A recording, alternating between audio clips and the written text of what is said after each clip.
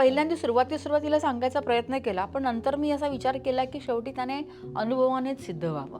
का मला जे अनुभव आले ते त्याला येतीलच असे नाही आहेत ना.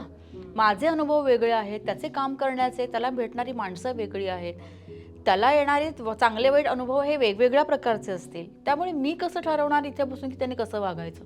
त्यापेक्षा तुला जे अनुभव येत आहेत ते तू घे आणि मग तू मोठा हो आणि तू बघ आयुष्य तुझं कसं बघायचं.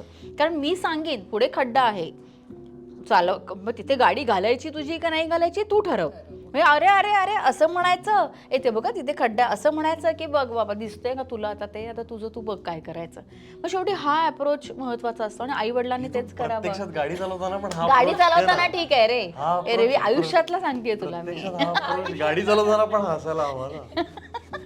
मी ठेवते आता, गप्प बस, मी काही बोलत नाही, गप्प बस, समजलं ना.